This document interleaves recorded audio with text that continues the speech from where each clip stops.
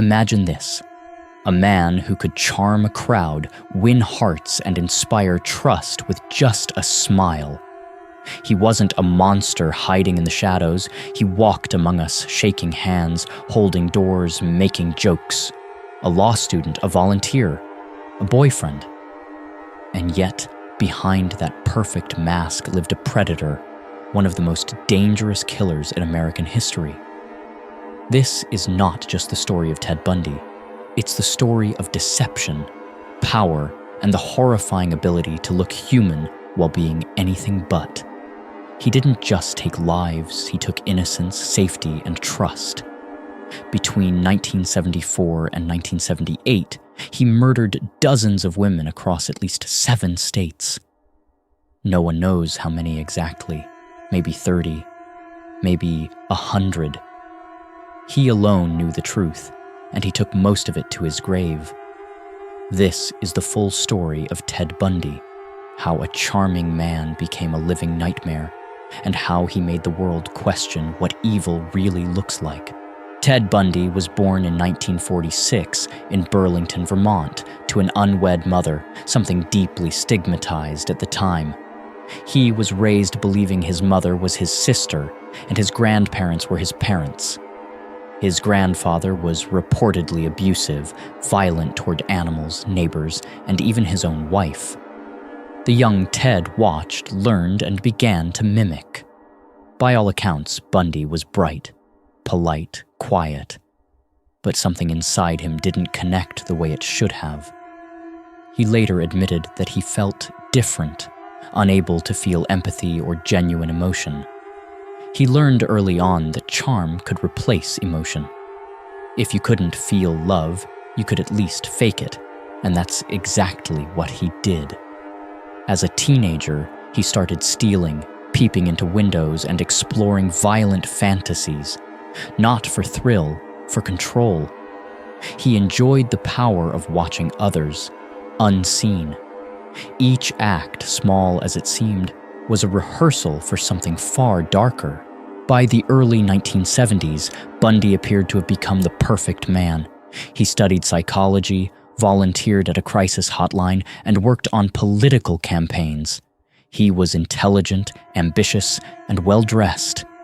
Women found him charming, confident, even safe. But behind closed doors, he was disintegrating. A failed relationship, rejection, and humiliation triggered his rage. That rage, mixed with his deep need for control, became lethal. In 1974, young women began disappearing in Washington state. All were intelligent, kind, and strikingly similar. Long brown hair parted down the middle. At first, the police didn't connect the cases, but the pattern was too strong to ignore. Ted had learned to hunt. He approached women pretending to be injured, an arm in a sling or carrying books. "Can you help me with this?" he'd ask, voice gentle and sincere. And they would. Because who would fear a man who smiled so kindly? But once they got close, and once they stepped near his car, it was over. Bundy's Volkswagen Beetle became a tomb on wheels. He had perfected the art of making people vanish. July 14th, 1974. Lake Sammamish State Park. Thousands of people were out enjoying the summer sun. 2 young women disappeared that day, Janice Ott and Denise Naslund. Witnesses recalled a polite, handsome man named Ted. He wore a cast on his arm and asked for help loading a sailboat onto his car. He smiled, thanked them, and was never seen with the women again. That day, dozens of witnesses saw him. For the first time, investigators had a name and a description. Ted, tan Volkswagen, charming smile. But Bundy didn't stop. He couldn't.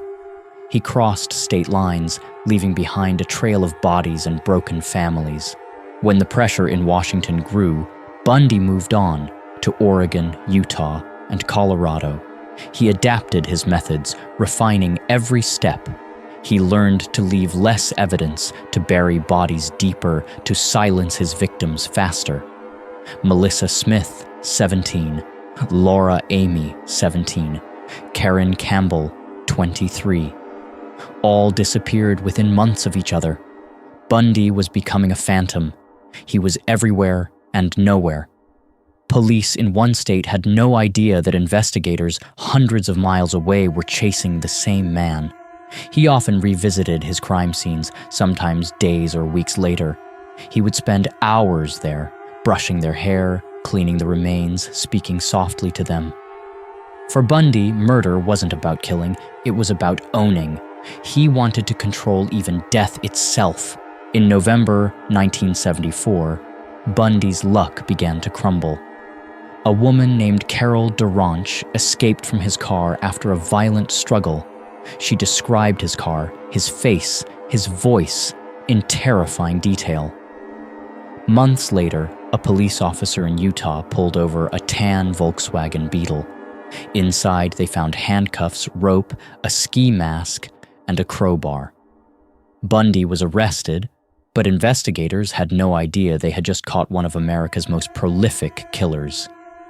During interrogation, he smiled, he joked, he treated the entire process like a misunderstanding, and for a while, he convinced them. But when his name started appearing in multiple state investigations, his mask began to crack. Ted Bundy didn't like cages, not physical ones, not emotional ones, and he was clever enough to slip through them. In June 1977, while awaiting trial in Colorado, he asked to use the courthouse library. Guards allowed it. He jumped from a second-story window and vanished into the woods. He was free for 6 days. When caught, he smiled again, calm, composed, but inside, he was already planning his next escape. In December that same year, Bundy slipped through a hole in the ceiling of his jail cell. He walked out of prison and disappeared. This time he went south, to Florida. And in Florida, the mask would finally fall away, January 15th, 1978. The Chi Omega sorority house at Florida State University was quiet. Students slept peacefully, unaware that death was about to enter their home. Bundy broke in just after 3 a.m. In less than 15 minutes, he attacked 4 women. Margaret Bowman and Lisa Levy were bludgeoned and strangled to death. Karen Chandler and Kathy Kleiner were beaten brutally, but survived. The scene was a bloodbath, and yet Bundy simply walked away, calm, expressionless, disappearing into the night. 2 weeks later, he struck again. 12-year-old Kimberly Leach vanished from her school.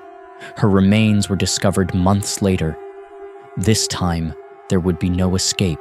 In February 1978, Bundy was finally caught while driving a stolen car in Pensacola, Florida. He resisted arrest, fought the officers, and when they pinned him down, he smiled and said, "I'm Ted Bundy." His trial became a media spectacle, the first in U.S. history to be televised nationwide. Millions watched as Bundy played lawyer, questioning witnesses, charming reporters, and smiling at cameras. He treated the courtroom like a stage, and he was the star. But the evidence was overwhelming. The bite mark found on Lisa Levy's body matched Bundy's teeth exactly. His Volkswagen contained hair and fibers linking him to multiple victims, and survivors identified him with certainty. In 1979, Ted Bundy was convicted and sentenced to death. As the verdict was read, he smiled again, calm, defiant, unbroken. On death row, Bundy became both a curiosity and a case study. Journalists, FBI agents, psychologists, everyone wanted to understand him. But Bundy never gave them the satisfaction. He confessed in fragments, never giving full truth, always holding something back. It was another way to control the narrative, even in a cage. In his final interviews, he described his killings without emotion. He talked about manipulation, deception, and power. He claimed that Possession drove him, that killing was about owning another person completely. Investigators estimate he murdered at least 30 women, maybe twice that number. He alone knew the real count. When asked if he felt guilt, Bundy simply replied, "Guilt? I guess I feel sorry for those who will never know what I know." Even his final words were manipulation, cold, calculated, haunting. January 24th, 1989. At 7:16 a.m., Ted Bundy was executed in the electric chair. Outside Florida State Prison, hundreds cheered, chanting, "Burn, Bundy, burn." The man who once fooled the world was gone, reduced to ash. But his shadow lingers. Bundy changed the way investigators understood serial killers. He inspired new methods in criminal profiling and forensic psychology. He became the dark model for the phrase, "the mask of sanity." His story reminds us of a chilling truth. Evil doesn't always look like a monster. Sometimes it looks like the man next door, the coworker who smiles too easily, the stranger who seems too polite. Ted Bundy's life is a study in deception, a warning that charm can kill and intelligence without empathy is a weapon more dangerous than any knife. In the end, Ted Bundy wasn't born a monster. He built himself into one. Every lie, every manipulation, every act of cruelty was a step deeper into the abyss. He forced the world to look at evil not as something supernatural, but as something frighteningly human. Because sometimes evil doesn't hide. It walks right beside us. It smiles. It shakes our hand. It looks us in the eye and says, "Trust me." Fade to black. The story ends, but the fear and the questions remain.